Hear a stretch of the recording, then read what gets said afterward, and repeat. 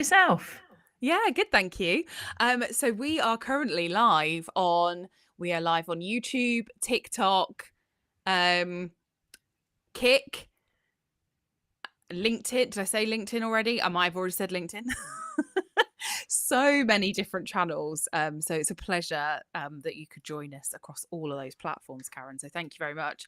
What I'm going to do while we start is I'm going to just bring up TikTok because our TikTok comments don't show as we're here. So basically, if anyone on YouTube or LinkedIn has any questions for Karen, then then they will appear on the screen, so we'll be able to see them. But TikTok does not work like that. And this is my first live, so I've never experienced this before. So can we see the people that are live, or we just see the messages? No, we just see their messages. Okay. So yeah, it's a weird experience to start with because you're like, is anybody there? TikTok is usually the place where we get quite a lot of people. Okay. So I'm just gonna try and find the Blame It on Marketing TikTok. But Karen, while I do that, while I faff around with the tech, tell us about yourself. Introduce us for those who haven't seen your episode yet. So, hello, I'm Karen Lloyd. I am I'm a recruiter and a marketeer, a podcast host, all rolled into one. We've recently collaborated on a podcast. My podcast is Spotlight Marketing, Sales and Marketing, and the Blame It on Marketing. And the girls, we've got together and we've recorded two different podcasts on slightly different themes, actually, but with the truth telling, I think, is the underlying theme to both of them. So I was talking a lot about my experiences on our podcast that we recorded on the Blame It on Marketing one about, we're talking about working with sales and working on the revenue side and why that's important, and how to basically be seen in a company when marketing perhaps isn't always got that credibility. Awesome. A good intro, Karen. Yeah. You summarised both podcast episodes very well there, so thank you so much. I think she might be a podcast host. I think she might be. I can see that on TikTok we've got Sam. Hi, Sam, and Digital Fun. I think that's how we say your handle, Digital Fun. We do have Digital Fun sent us 2 websites to have a look at, but we can do that towards the tail end of the conversation if that's okay, Digital Fun. So we're on for half an hour, but we'll make sure we have a look at your websites that you sent us towards the tail end of that. So what we do on a Wednesday sometimes, Karen, or we've started to do, is little Wednesday website audits for people. So just us from a marketer's point of view, having a look at their website and then seeing if we've got any advice for them. And Digital Fund sent us a couple to look at. So we'll do that towards the end of this. But let's talk about the episodes and reflections since episode. Anyone want to go first? Anyone been thinking about any of the stuff we talked about since we chatted? It was a while ago now. I think I'm really glad we did both the episodes. I think it's not things that we've had in an episode package for either of us, like the conversations.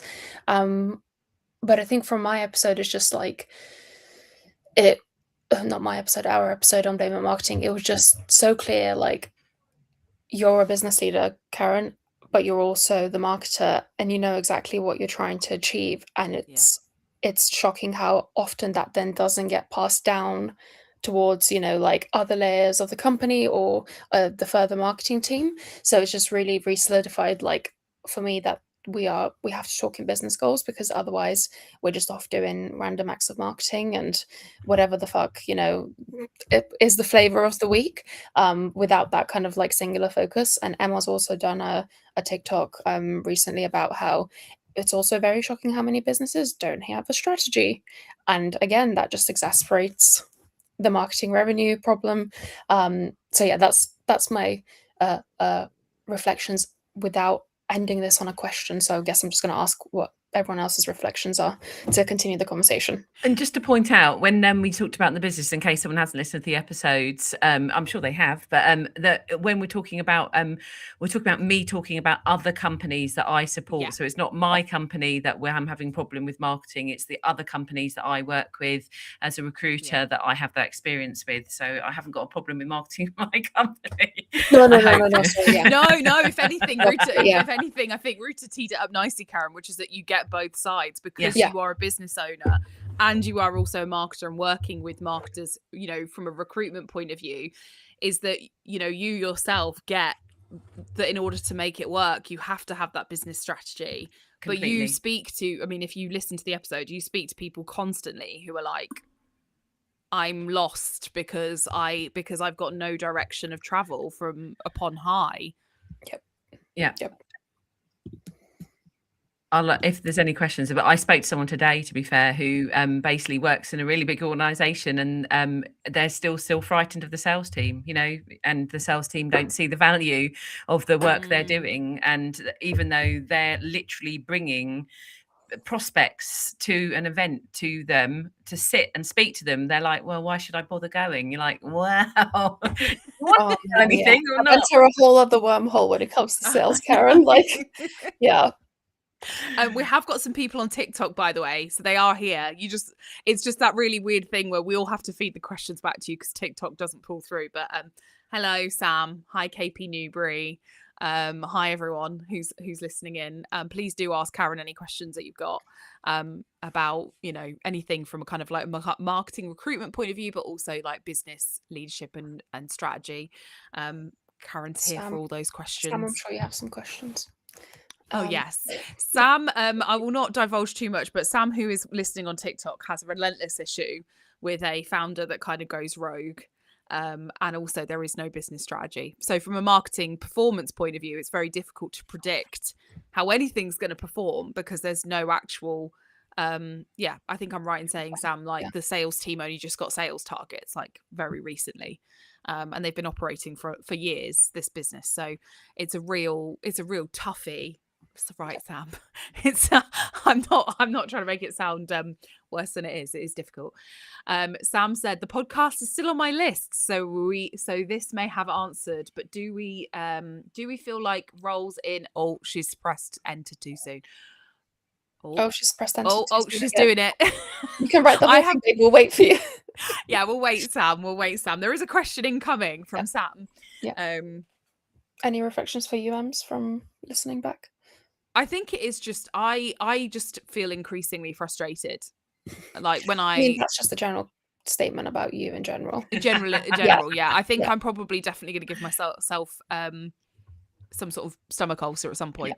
But I cannot wrap my head around, especially the way that the economy is, and that I know for the last couple of years in particular, a lot of businesses have struggled to hit their targets. Mm-hmm. That they haven't realized that they need to do something differently.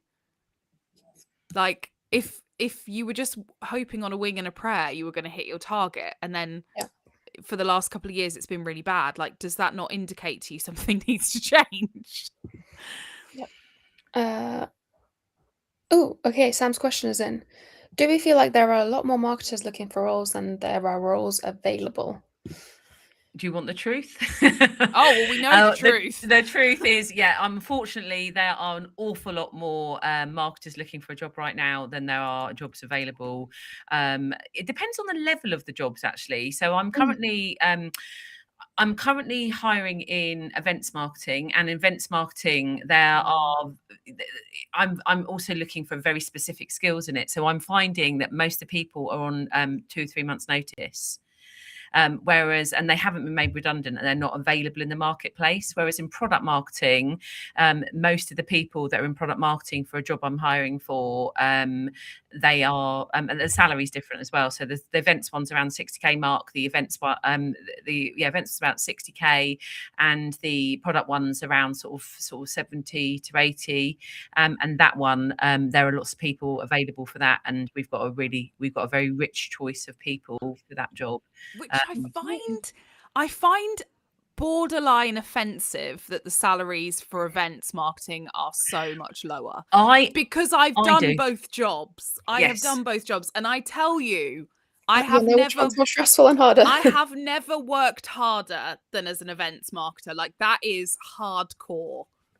Events marketing, I can't believe that events marketing tend to be the lower salaries of what they're doing, media team to be the ones that slightly lower salaries, depending on whether it's a revenue income on B2C sort of marketing, and then maybe it's not. But events marketing is, yeah, ridiculous. I kind of push for salary, but to be fair, the salary, there are people around that mark. It stems from a lot of the agencies and event companies. They pay people, like a lot of people are on about 45k, and they're like running like huge events. Oh, I know. And they get a bonus and stuff. And they're I mean, I'm not saying 40. Some people 40 is a good salary, but you know, for this level, I think for the amount of work they're doing and the expertise, it is difficult. Yeah. More questions, Ems, if you wanna. Yeah. So some more questions. There's a question here. So for months, I've applied for roles, got to final stages, and then been ghosted. Also, how important do you feel a degree in marketing is these days when so many require it on ads when all of mine is jobs-based experience? That's a question from TikTok.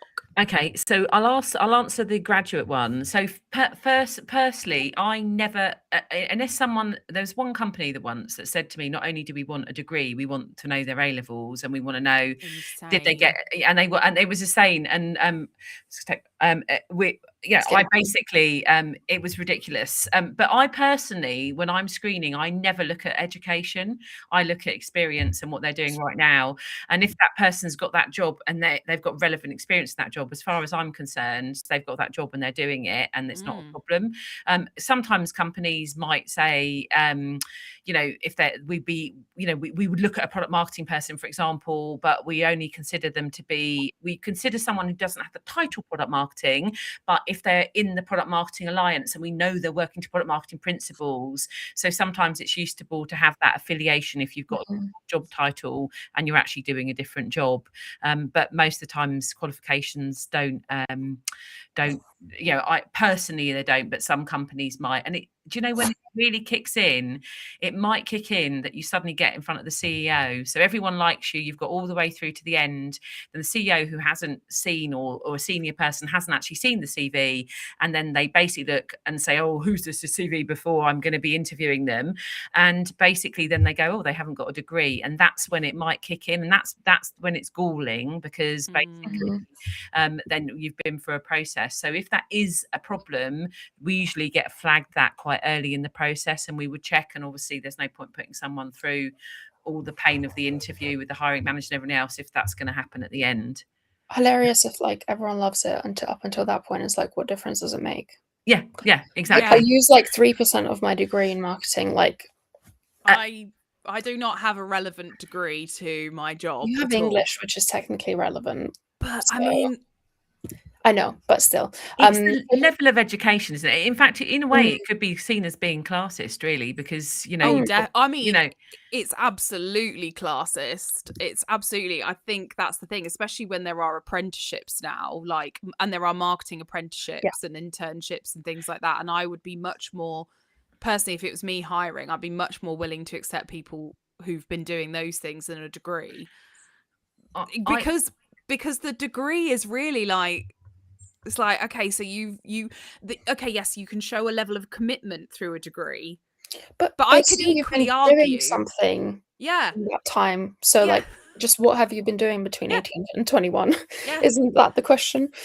Yeah. To be fair, I'm not, if a company is rigorous on that, they probably aren't a company I'm going to work for, you know. Because to be fair, my talent is finding people with the right skills and experience who may be a bit of a wild card, who might not be perfect on paper, but they've got that right attitude. And for me, if someone's got, you know, they could be the brightest person, you know, with the highest degree, but if they're not an effective communicator, they're not good at conveying what they need to say, they ramble on, they don't listen, and they haven't got interpersonal skills, and they've got a bad attitude in terms of I'm not being flexible with my work, then those are skills I think that are much more important. And they're not on a piece of paper. Yeah, absolutely.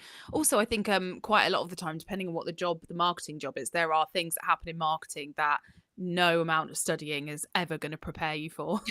Oh yeah, completely. Website down, for example. What degree did you have to fix that? But Keeping in you. a degree, they don't even teach you the technology, so you don't even learn No. how to Yeah, use a yeah, yeah. CRM. You don't need to learn how to do HubSpot. You don't need to learn that side of things. So because you don't even learn to use. I know it's like Canva, and marketing isn't Canva, but it'd be good to just have those base tools Yeah, on how to use basic. that. You know, and how Yep. to put something together. That's things. Yeah. There was another question I So forgot. what about the ghosting? So Oh, the yes, ghosting. so yeah, the question was about like getting to final stage interview and then being ghosted a lot. I've seen a lot of this Right. talk on LinkedIn. So I'm not excusing ghosting, because ghosting is unforgivable, but I want you to probably understand why somebody might ghost, right? I think people get very emotional in a recruitment process. So Mm. both sides, you're emotional, it's your life, it's your job. The person's emotional about the person that's coming into their business. And you kind of, if you're going through a long process and you've with the same person, you kind of got to know them. And when they get to the end, sometimes I think people who are maybe more junior, well, maybe not junior, people are embarrassed. If they haven't got that gravitas, they're embarrassed to say no, or they're like, oh God, that we've said no to that person. And I did it when I first started in recruitment when I was in my 20s.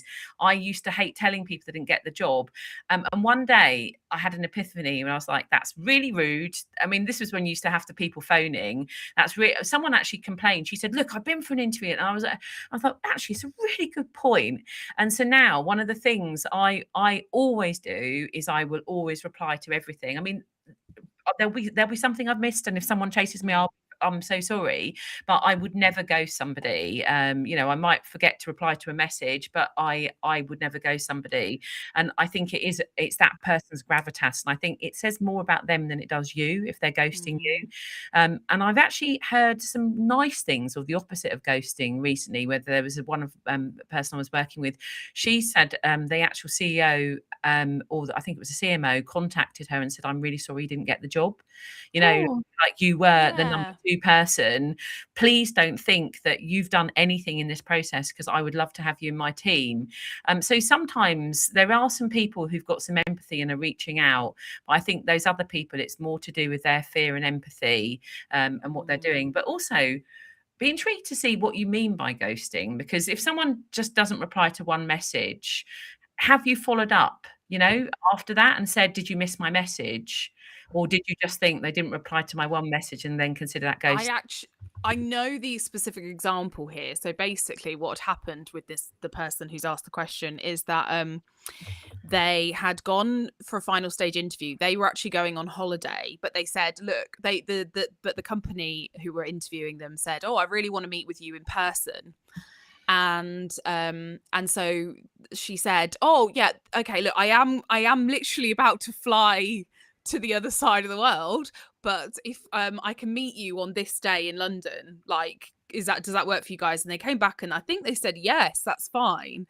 And then she heard nothing about like a date and like a time and a place and everything. And then she did follow up and said, oh yeah, when do you want to meet? Like, obviously I'm about to go away, so it'd be great to get it in the diary. And they literally just never replied after that. You see, if it was me, my final ghosting reply to someone is always this. I would always reply and say, I'm dear such and such, I'm really concerned. I hope everything is okay at your end. I haven't heard back from you. I guess there must be something going on at your other end, which means you're unable to respond to me. So I'm sending all my best wishes and I hope everything comes back for you. And if you are able to meet and you want to meet, then do let me know. 99.9% of the time the person comes back. You could argue that's gaslighting slightly. I don't know. I never really get what gaslighting is. Killing them with kindness. I've got a really weird, I don't know if this is just because I feel like this is my injustice drive spiking here, but I have this really weird anti-recruitment feeling at the moment, which is to do with the fact that I think there are so many marketers who are unemployed and who have been made redundant. As you've rightly said, Karen, there's like hardly any roles. So when people are interviewing, they've got a really, probably quite, I would assume, quite a good batch of candidates. But the candidates themselves are also putting in a hell of a lot of effort. Like, people are spending money to get to meetings. They're spending time, filling out, updating their CVs and, like going out of their way to try and like find ways to, connect with people. So they're actually, you could argue there's quite a hidden cost to all of that. And then for someone not to reply, but the thing I'm is, like, that is so offensive. It is, but you've also got to think about it, and you're going to shoot me down for saying this, but you've also got to think about it, right? You don't know what is going on in that other person's life, do you? You don't know that a No. husband could have walked out on them, or their wife, whatever's happening in their life. Someone could have died in their family.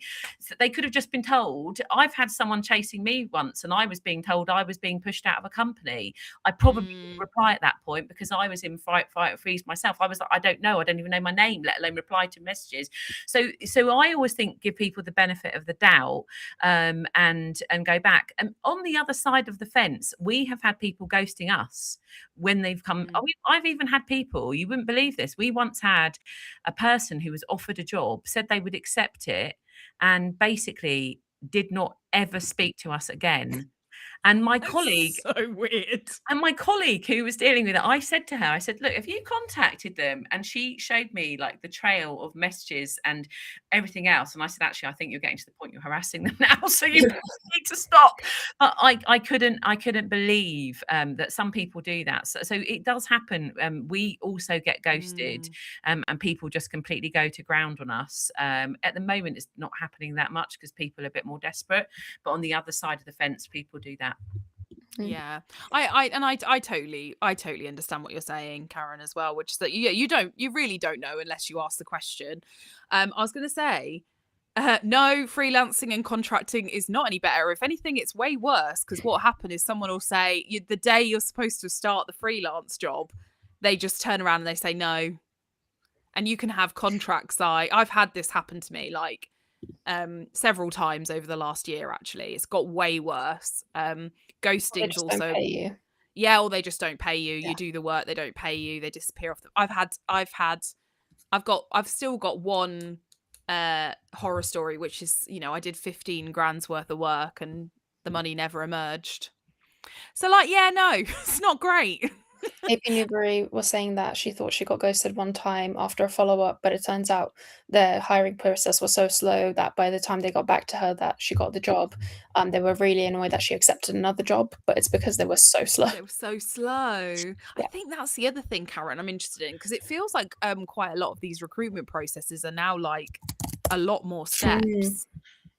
If I'm in the process, I would always say 3 steps, and if there's a wobble at the end, we might go to 4, or someone couldn't make one of those things.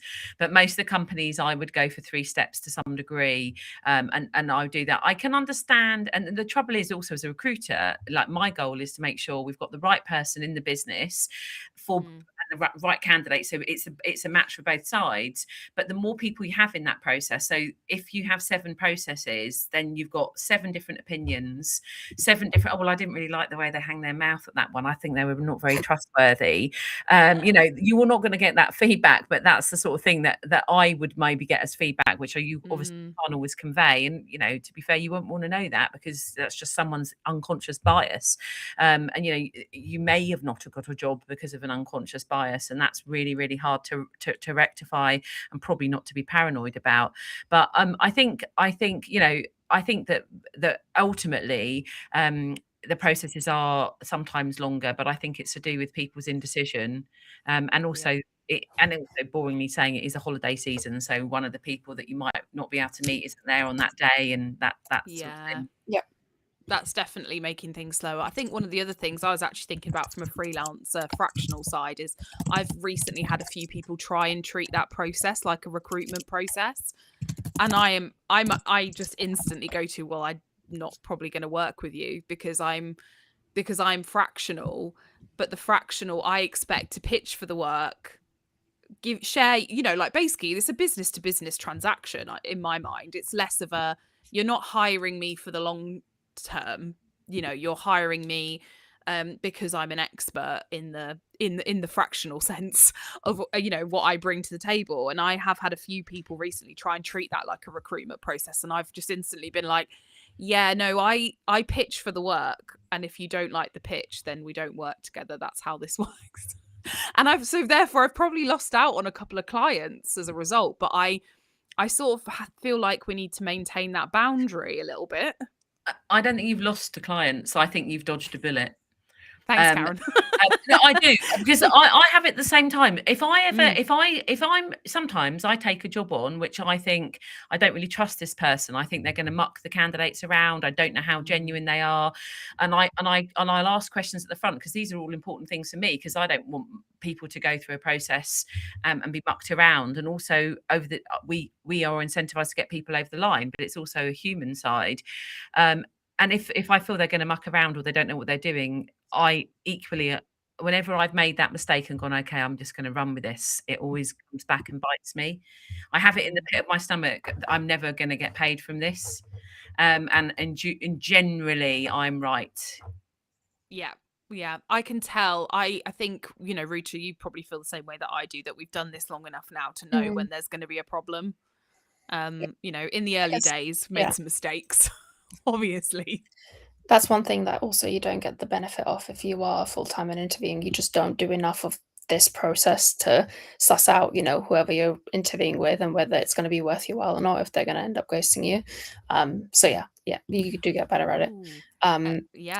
There's a question from KP Newbury about how AI is changing the process. I've got views on this as well, but Karen, I'm interested in your thoughts on it. Well, AI is changing it in lots of ways. It's changing it from both sides. So lots of people are using they're using AI to screen candidates. And I actually spoke to someone the other day, and she said they have an internal talent team, and basically they misscreened about like 7 people out of their process that were brilliant, and she was struggling, so she went back in and scanned and went through it manually, and basically found people. So definitely people are being mistaken out because of AI, but also candidates are misusing AI too. So I've had people rewriting CVs. I mean, do you know what? I've got virtually every single CV that I've had this week. The header has been called something like white mixed minimalist white and black profile. So I'm like, okay, they've used a template for their CV and haven't even renamed the document title to Karen Lloyd CV or something.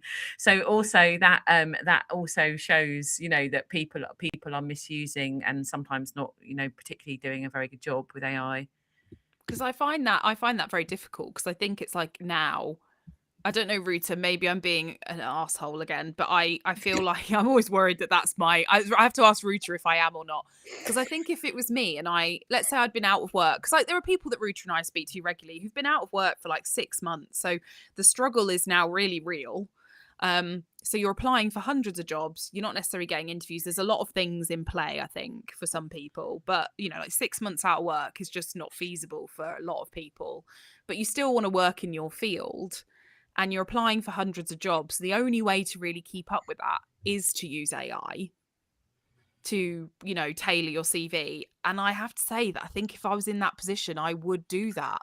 But there's nothing wrong with tailoring your CV. Yeah. Disguise it. Don't have your CV called minimalist grey black. No. Thing. No. Don't do that. Like literally, I saw a post the other day, it really resonated with me. It's like, look, I don't mind people using AI, but don't make it obvious. Use AI, make it truthful, don't make it lie, and definitely use AI. Use AI as much as you can, but just don't make it absolutely clear. And I had someone do a task for me for one of my clients in the part of the process, and the first thing he said is, this person's okay because they didn't use AI to, this is not an AI generated task.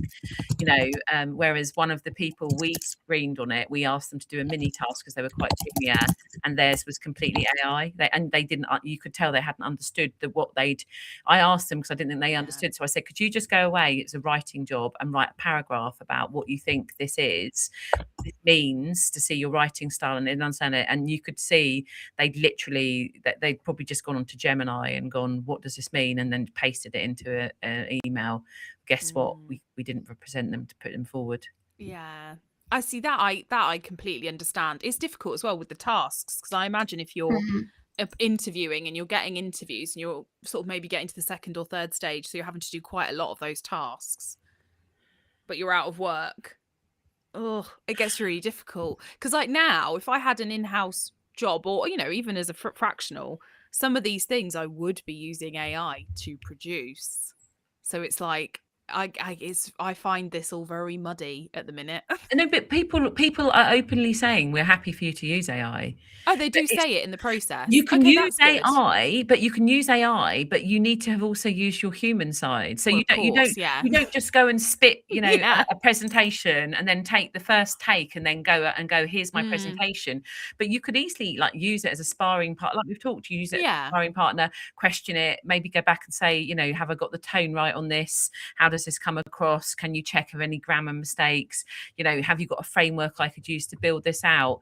That's very different to I'm applying for this job. Can you just make up a CV that completely matches it regardless of my work? Yeah. Oh, definitely. I think that's it. I think that's just where people, and I myself am getting, it's where the line now is, because the line has moved, I think, hasn't it? Like I can imagine there are people who are just completely misusing it. But then, like Sam is saying on TikTok, about the LinkedIn auto rejections, that LinkedIn itself is filtering out people's CV, like when people put the job on LinkedIn and it's just filtering them out and they're never even getting through because the filters chuck them out. Yeah, I don't have that on my one because I've got a recruiter package, or I've got a different package, so don't have that. But I look at every CV because I can see the grey, in some CVs, and I can see, oh, actually this person hasn't done it here, but they did it 10 years ago, or they did it once there, or if they worked in they're probably similar to that, so that's where my rationale is. Like if someone's worked in fintech, they probably would be quite good in legal tech because it's like professional services, it's a similar sort of cycle. So there is some synergies, but not obviously the AI doesn't have that logic unless you program it in. And if you've got hundreds of CVs, you're almost like wanting to discount them, like, oh, just give me the ones I need to see. It's the lazy option. Oh, it's very messy, isn't it? Mm-hmm. I also think a lot of the time people think something is AI when it's not, and it's just a badly written response. Yeah, which is you are seeing that now. Been in it for AI, but that's not the problem. That is now sort of seems like a default response from some people. Yeah. They're like, is that done by AI? It's like, probably not. Yeah. The thing is if it's a bad one for me, it probably is me. Yeah, that's what I was going to say. Yeah, if it's a bad one for me, I've just quickly tapped it out. But in generally, even if I tap it out, I usually throw nearly everything I do and just say, can you just check I've not made any mistakes on this, please? And I've got the right tone, because if I'm feeling in a mood, I might send a slightly more aggressive email out. So I just want to say, I want it to represent who I am most of the time, not just me in a mood. Absolutely. Should we do some website reviews? Karen, do you want to stick around and have a look at some websites with us, or do you need to? Yeah, I wouldn't. I'm curious to see the website. Yeah, actually, let's do it. Okay, Digital Fun. I hope you are. I can see you're here. Bear with me. Bear with me 2 seconds. Ruta, can you look at TikTok for the comments? And I'll. Yep. And I'll bring up the websites.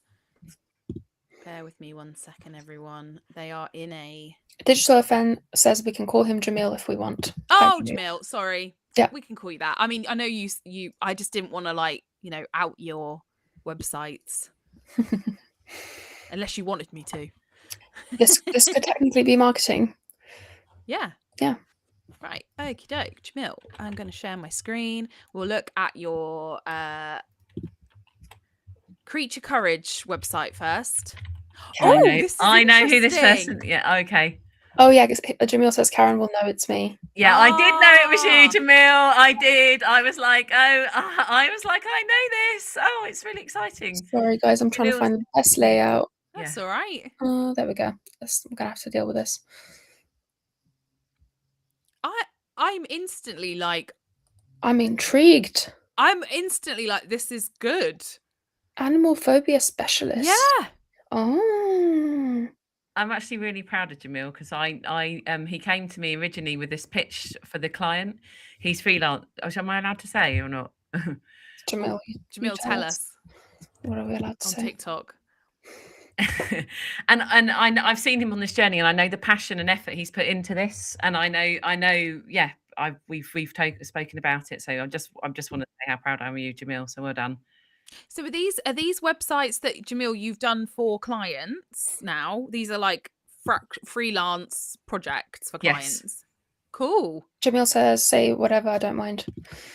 Yeah. So Jamil has he's worked for me before and he's done some of my YouTube videos and my and stuff, and he's looked at expanding YouTube for us and got got some push out there. So well done.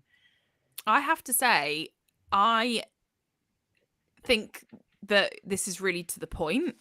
I get what it is.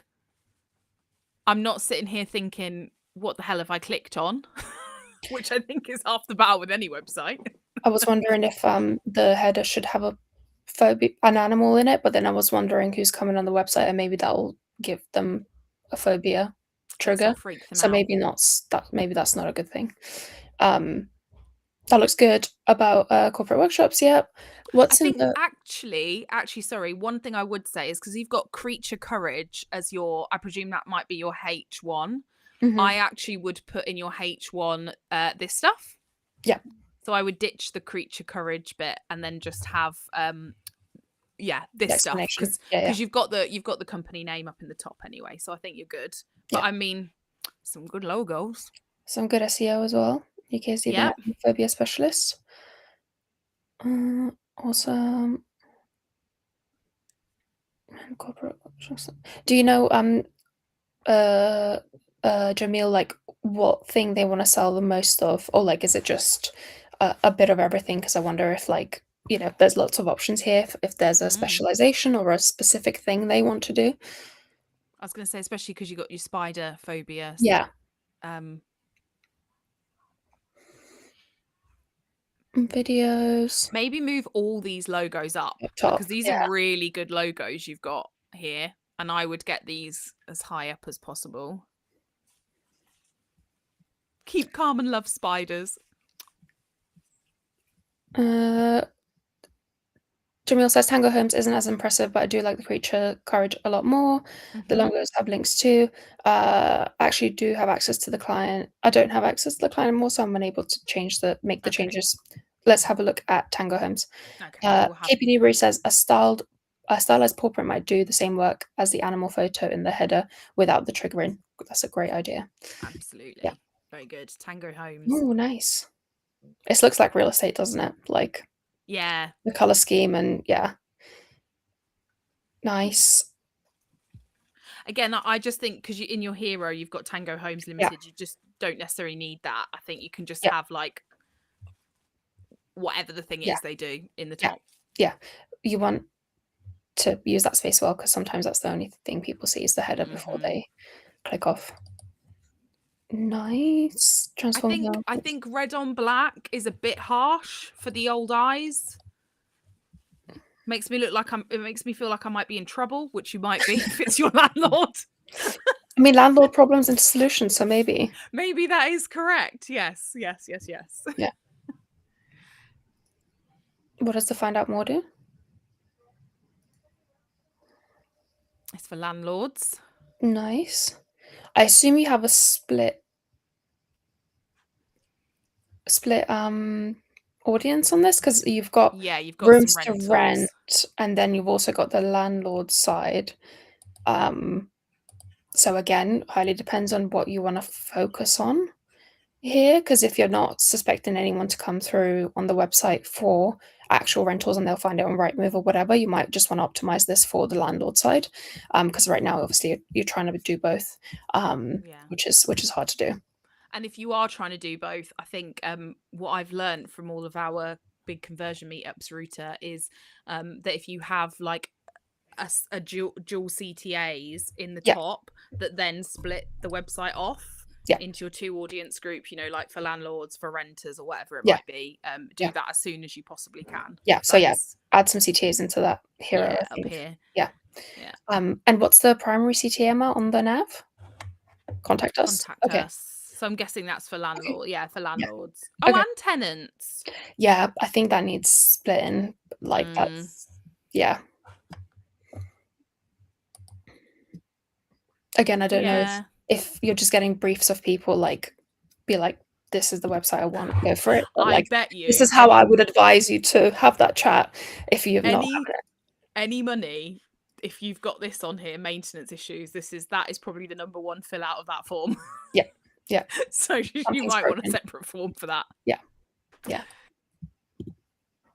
But other than that, I think Looks it's good. very straightforward. It's very clean. Nice. Just got all the info. Yeah. The other thing I would ask is, because it's property management, I'm unclear about what areas that is for. I don't know if it's like UK wide, but I assume it probably isn't, because the UK is a big place to property manage. So I would also specify that right up Well, front. you've got HMOs on here, which are a different type. So I think you're right. Just be specific about what property management is done. And where. Like where You've in got the a lot UK. of London in here by the looks Yeah. of things. Yeah, exactly. So I wonder if it is London and not just general. So yeah. London rental standards probably is London, yeah. So I would make that over in the header, like London property management services or whatever. Yes. SEO will be happy with that. It was London based, yeah. Make it painfully obvious. But I mean, to be honest with you, looking at the two websites, I think the designs are really, really clean. I think you're getting to the point quite quickly, which I think is really important, and you're not overloading it. And I think, to be honest with you, that is Good practice. good work. Yep. Yeah. Anything else, Jamil, that we can answer for you? Do you have any specific questions or areas you want us to zoom into?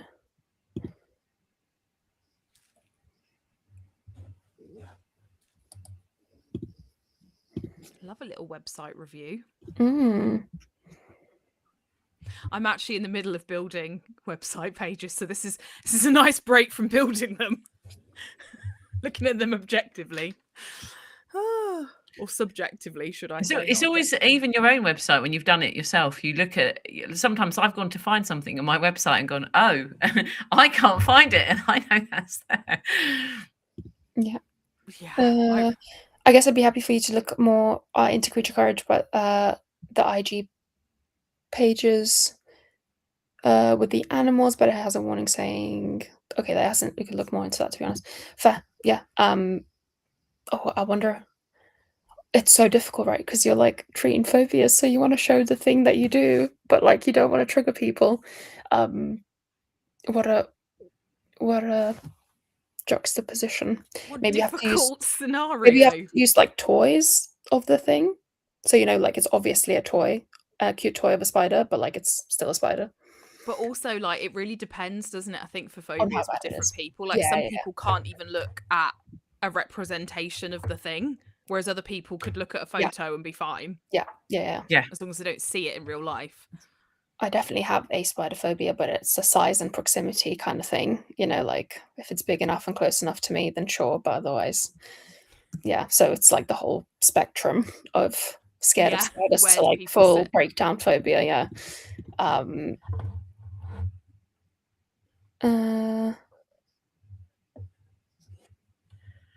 Yeah. Sam is having a chat with Jamil in the comments. Yeah. Really good. Well done. What these websites built on, by the way, Jamil, is it? They look like they could be WordPress, but I'm not sure. We got a little WordPress going on.